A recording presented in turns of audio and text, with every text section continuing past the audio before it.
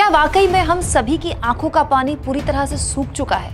हमारे देश की बेटियों के साथ जो हुआ उसको हम इतनी आसानी से भुला सकते हैं?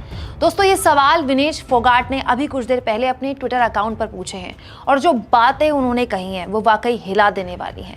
ये ऐसी बातें हैं जो सत्ता में बैठे लोगों के साथ साथ हम एक समाज के तौर पर लोगों को भी आईना दिखाती हैं। एक लंबा चौड़ा पोस्ट विनेश फोगाट ने अभी कुछ देर पहले ट्वीट किया है जो उनकी व्यथा बताता है कि कैसे खुद पर हुए अत्याचार, यौन शोषण के आरोप लगा रही महिला पहलवानों का भद्दा मजाक इस समाज में बनाया जा रहा है, न्यूज़ चैनलों की डिबेटों में बनाया जा रहा है, सत्ता में बैठे लोगों द्वारा बनाया जा रहा है और अब इस हद तक की ज्यादती उनके साथ हो रही है कि वो अपने मेडल गंगा में बहाने को तैयार हैं।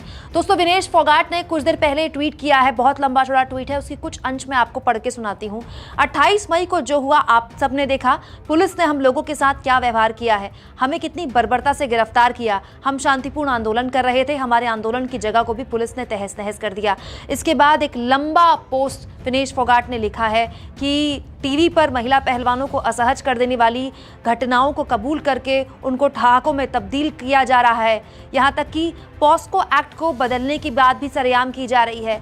आगे विनेश फोगाट ये भी लिखती हैं कि कल पूरा दिन महिला पहलवान पुलिस से छिपती हुई खेतों में यहाँ वहाँ भटक रही थी और तंत्र को जिस उत्पीड़क को पकड़ना था, यानी कि बृजभूषण शरण सिंह को पकड़ना था, वो खुलेआम संसद में सफ़ेद कुर्ता पहनकर मुस्कुराते हुए फोटो खिंचा रहे थे।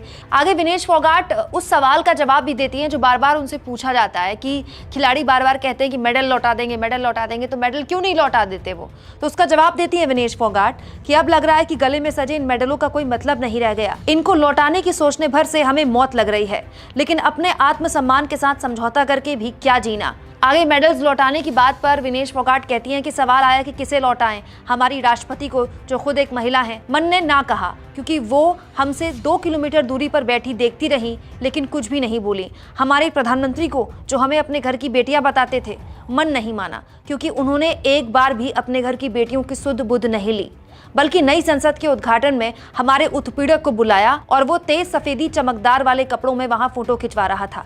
उसकी सफेदी हमें चुभ रही थी, मानो कह रही हो कि मैं ही तंत्र हूं। दोस्तों, इसके आगे विनेश फोगाट अपने पोस्ट में लिखती हैं कि हम अपने मेडलों को गंगा में बहाने जा रहे हैं क्योंकि वो गंगा माँ है। जितना पवित्र हम गंगा को मानते हैं उतनी ही पवित्रता से हमने मेहनत कर इन मेडलों को हासिल किया है। ये मेडल हमारे देश के लिए ही पवित्र हैं और पवित्र मेडल को रखने की सही जगह पवित्र माँ गंगा ही हो सकती है। उसके आगे पोस्ट में साफ तौर पर विनेश फोगाट लिखती हैं कि मेडलों को गंगा में बहाए जाने के बाद हमारे जीने का कोई मतलब नहीं रह जाता, इसीलिए इंडिया गेट पर हम आमरण अनशन पर बैठ जाएंगे। इंडिया गेट हमारे उन शहीदों की जगह है जिन्होंने देश के लिए अपना देह त्यागा।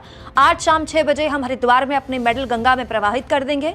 इस महान देश के हम सदा आभारी रहेंगे। तो कुछ इस तरह से विनेश फोगाट ने अपनी व्यथा इस पोस्ट के जरिए बताई है कि अब कोई विकल्प नहीं बचा उनके पास, इसीलिए वो मेडल जिसे जीतने के लिए खिलाड़ी जी जान लगा देता है, अपना खून पसीना एक कर देता है, हर तरह से अपने आप को झोंक देता है, वो मेडल वो गंगा में बहा देंगे आज शाम 6 बजे और उसके बाद उनके जीने का कोई मतलब नहीं रह जाता और वो आमरण अनशन पर बैठ जाएंगे इंडिया गेट पर। दोस्तों, जो पोस्ट विनेश फोगाट ने शेयर किया है, बिल्कुल ऐसा ही पोस्ट साक्षी मलिक और बजरंग पूनिया ने भी अपने सोशल मीडिया हैंडल से शेयर किया है। क्या अब भी पूरा का पूरा सरकारी तंत्र बैठा बैठा ताकता रहेगा? क्या अब भी हमारी बेटियों के साथ इंसाफ नहीं होगा? क्या मांग रही हैं देश की बेटियां? यही कि जिस पर वो आरोप लगा रही हैं, जिस पर केस भी दर्ज हो चुका है गंभीर धाराओं के तहत, उस बीजेपी सांसद को गिरफ्तार कर लिया जाए? क्या ये इतना मुश्किल है?